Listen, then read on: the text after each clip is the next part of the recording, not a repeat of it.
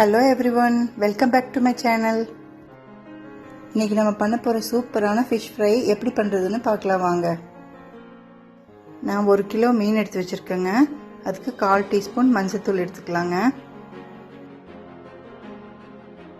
அடுத்து 1 டீஸ்பூன் மிளகாய் தூள் போட்டுக்கலாங்க.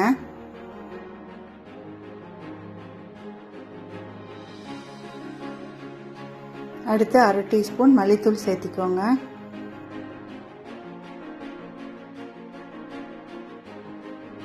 மீன் நல்லா கலராக வரணுங்கிறதுக்காக நான் Kashmir red chilli powder 1/2 teaspoon சேர்த்திருக்கேங்க.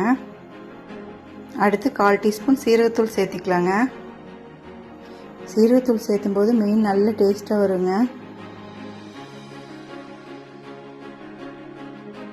அடுத்து இஞ்சி பூண்டு விழுது 1 டேபிள் ஸ்பூன் சேர்த்திக்கோங்க.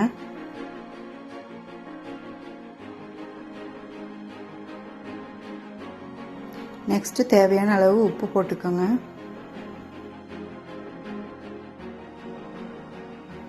இது எல்லாத்தையும் தண்ணி விடாமல் ஃபஸ்ட்டு கலக்கிக்கலாங்க. அடுத்து கொஞ்சம் கொஞ்சமாக தண்ணி விட்டு கலக்கிக்கோங்க.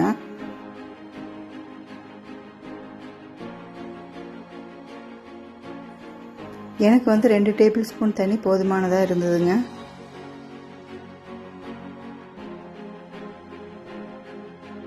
இப்போ மீனை மேரினேட் பண்ண ஸ்டார்ட் பண்ணிக்கலாங்க.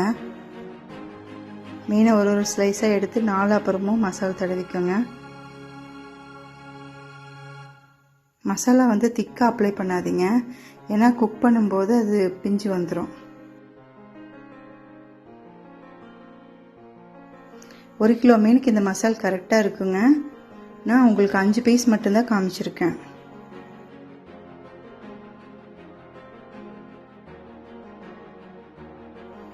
இதே மாதிரி எல்லா பீசஸ்க்கும் நீங்கள் மசாலா தடவிக்கோங்க.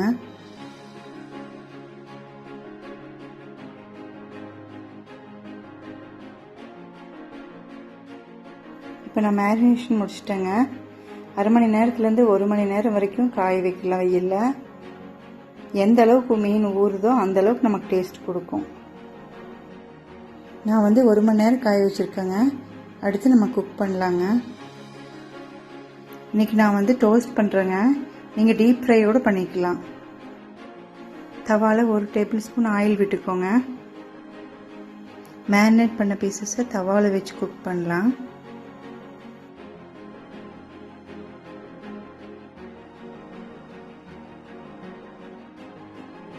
ஒரு பக்கம் நல்லா குக் ஆகட்டுங்க. லிட்டு போட்டு மூடி வச்சு நல்லா குக் பண்ணிக்கலாங்க.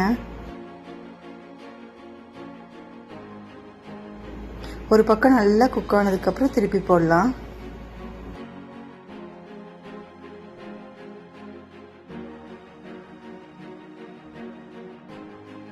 தவால் டோஸ்ட் பண்ணாலும் சரி, ஆயிலில் ஃப்ரை பண்ணாலும் சரி, நல்லா குக் ஆகாமல் திருப்பி போட்டிங்கன்னா மசால் பிரிஞ்சு வந்துடும்.